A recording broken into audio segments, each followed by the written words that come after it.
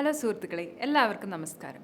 ഉരുക്ക് പോലെ തോന്നിക്കുന്നതും എന്നാൽ ഉരുക്കിനെക്കാട്ടിലും ശക്തി കൂടുതലും ഭാരം കുറഞ്ഞതും തുരുമ്പെടുക്കാൻ സാധ്യതയും കുറവായിട്ടുള്ള ഒരു കൺസ്ട്രക്ഷൻ മെറ്റീരിയൽ ഇന്ന് മാർക്കറ്റിൽ അവൈലബിൾ ആണ്. അത് നിങ്ങൾക്കറിയാമോ? ഇന്ന് നമ്മുടെ ഇന്ത്യൻ വിപണിയിൽ വിപ്ലവം സൃഷ്ടിക്കുന്ന ആ മെറ്റീരിയലിൻ്റെ പേരാണ് FGC, ഫൈബർ ഗ്ലാസ് കോമ്പോസിറ്റ് പ്രൊഫൈലുകൾ. ഇന്ന് FGCയുടെ ഗുണഗണങ്ങളും അതിൻ്റെ ഫീച്ചേഴ്സും അത് എവിടെയൊക്കെ നമുക്ക് ഉപയോഗിക്കാമെന്നും നമുക്ക് ഡിസ്കസ് ചെയ്യാം.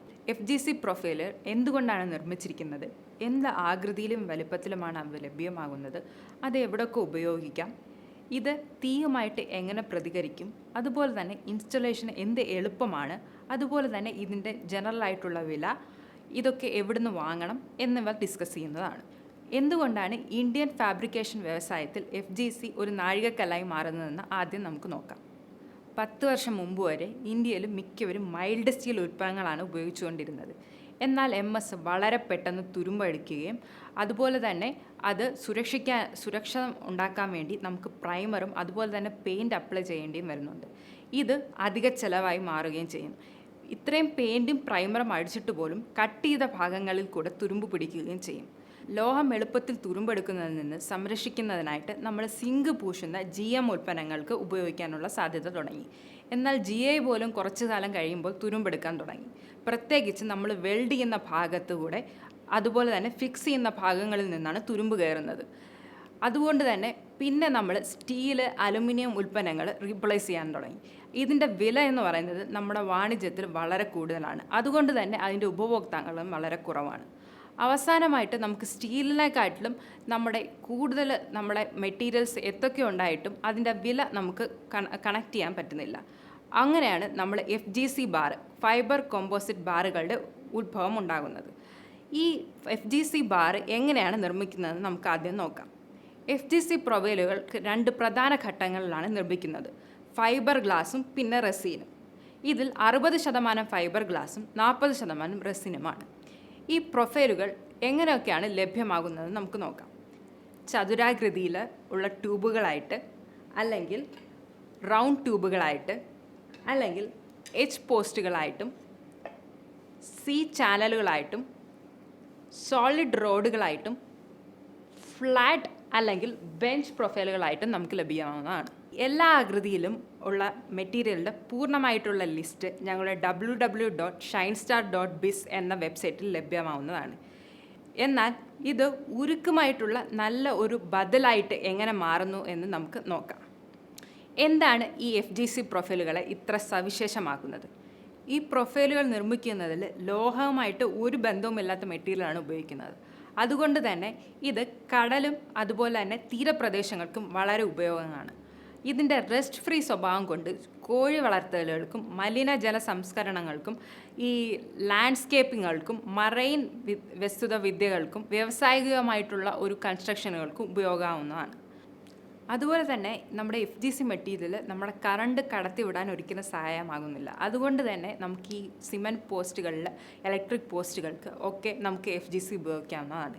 FGC പ്രൊഫൈലുകളുടെ ചില ആപ്ലിക്കേഷൻസിനെ കുറിച്ച് നമുക്കിനി പറയാം.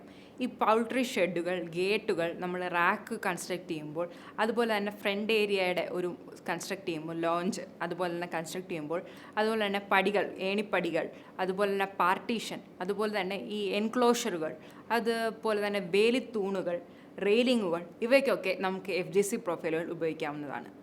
ഇനി FGC പ്രൊഫൈലിൻ്റെ മറ്റു ചില ഗുണഗണങ്ങൾ എന്തൊക്കെയാണെന്ന് നോക്കാം. അപ്പോൾ ഭാരം കുറഞ്ഞതാണ്, അതുപോലെ തന്നെ നമുക്ക് കൊണ്ട് നടക്കാൻ വളരെ എളുപ്പമാണ്. അതുപോലെ തന്നെ ഈ നിർമ്മാണ സമയത്ത് അതിന് ഷിഫ്റ്റിങ്ങിനായിട്ടുള്ള ചാർജസ് വളരെ കുറവാണ്. അതുപോലെ തന്നെ മാൻ പവറും വളരെ കുറവായിരിക്കും.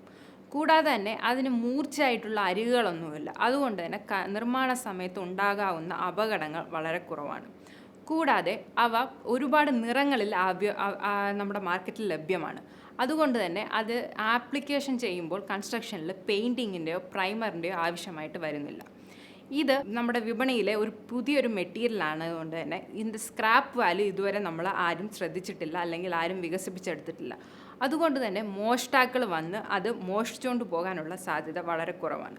അവസാനമായിട്ട് അത് വളരെ ഇൻസെക്ട് പ്രൂഫാണ്. അതുകൊണ്ട് തന്നെ നമുക്ക് ഈ വുഡ് ഫിനിഷ് കൊടുക്കുന്ന സ്ഥലങ്ങളിലൊക്കെ നമുക്ക് FGC നമുക്ക് റീപ്ലേസ് ചെയ്യാവുന്നതാണ്. ഇനി നമ്മൾ എഫ് ജി സിയുടെ എല്ലാ ഗുണഗണങ്ങളും ഡിസ്കസ് ചെയ്തു. ഇനി അതിൻ്റെ കുറച്ച് ഡിസഡ്വാൻറ്റേജസ് എന്തൊക്കെയാണെന്ന് നമുക്ക് നോക്കാം.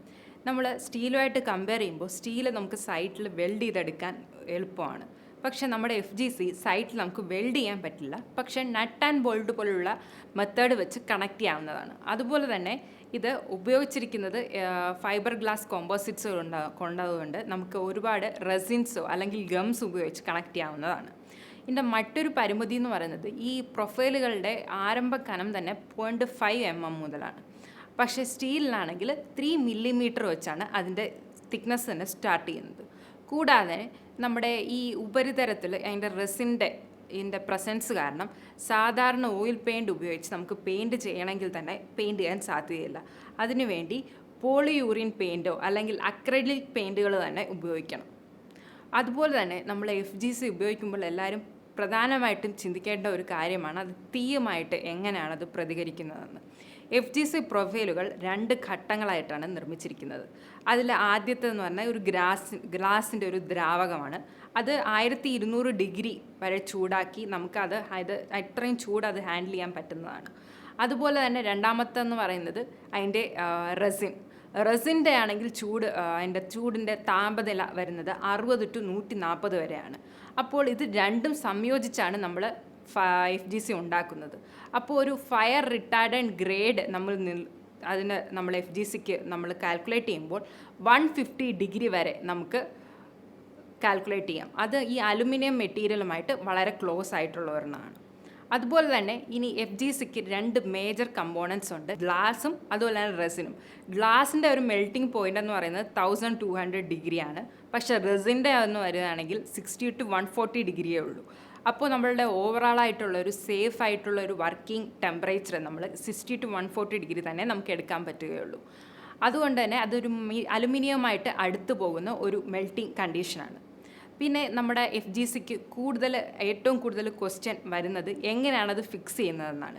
അത് ഫിക്സ് ചെയ്യുന്നത് നമ്മൾ അലുമിനിയവും വുഡും UPVC പ്രൊഫൈലുകൾ ഉപയോഗിക്കുന്നത് പോലെ തന്നെ നമ്മൾ ഫിക്സ് ചെയ്യുന്നത് പോലെ തന്നെ നട്ട് ആൻഡ് ബോൾട്ട് മെത്തേഡ് വെച്ച് എളുപ്പം നമുക്ക് ഫിക്സ് ചെയ്യാവുന്നതാണ്. അത് ഫിക്സ് ചെയ്യുന്നതിനെക്കുറിച്ച് ധാരാളം വീഡിയോസ് ഇന്ന് യൂട്യൂബിൽ പല പ്രൊഫൈലുകളിലും അവൈലബിൾ ആണ്. എഫ് ജി സി പ്രൊഫൈലിൻ്റെ ഏറ്റവും അഡ്വാൻറ്റേജ് എന്ന് പറയുന്നത് അതിൻ്റെ റേറ്റ് ട്രാൻസ്പെറൻ്റ് ആണ്. അതുപോലെ തന്നെ ആൾ ഓവർ ഇന്ത്യയിൽ ഒരു റേറ്റ് തന്നെയാണ്. ഈ റേറ്റ് ബന്ധപ്പെട്ട് ഡീറ്റെയിൽസ് നോക്കുകയാണെങ്കിൽ നമ്മൾ www.shinestar.biz.com പോയി അവിടെ ഒരു ഇ-കൊമേഴ്സ് സെക്ഷനുണ്ട്. അതിൽ മെറ്റീരിയലിനെ കുറിച്ച് കൂടുതൽ ഡീറ്റെയിൽസും അതുപോലെ തന്നെ നിങ്ങൾക്ക് ഫ്രീ ആയിട്ട് സാമ്പിൾ ലഭിക്കുവാനും നിങ്ങൾക്ക് സഹായിക്കാവുന്നതാണ്. ആ സൈറ്റിൽ നിങ്ങളുടെ ബേസിക് ആയിട്ടുള്ള നിങ്ങളുടെ ഡീറ്റെയിൽസ് ഫില്ല് ചെയ്താൽ മതി. അപ്പോൾ സുഹൃത്തുക്കളെ, ഈ വീഡിയോ നിങ്ങൾക്ക് എഫ് ജി സി പ്രൊഫൈലിനെ കുറിച്ച് ക്ലിയർ ആയിട്ടുള്ള ഒരു ഐഡിയ നിങ്ങൾക്ക് ലഭിച്ചു എന്ന് വിചാരിക്കുന്നു. ഇന്ന് എഫ് ജി സിയുടെ എല്ലാ പാർട്ടും നമ്മൾ ഡിസ്കസ് ചെയ്തതാണ്, അഡ്വാൻറ്റേജസും ഡിസഡ്വാൻറ്റേജസും ലിമിറ്റേഷൻസും ഒക്കെ. നിങ്ങൾക്ക് എഫ് ജി സിയെക്കുറിച്ച് ഇപ്പോഴും ഡൗട്ട്സ് ഉണ്ടെങ്കിൽ തീർച്ചയായിട്ടും നിങ്ങൾ ഞങ്ങളുടെ വീഡിയോയ്ക്ക് കമൻറ്റ് ചെയ്യുക. അതുപോലെ തന്നെ എഫ് ജി സിയെക്കുറിച്ച് കൂടുതൽ അറിയാനായിട്ട് ഞങ്ങളുമായിട്ട് ബന്ധപ്പെടുക. ഈ വീഡിയോ എല്ലാവരും ലൈക്ക് ചെയ്യുക. Thank you.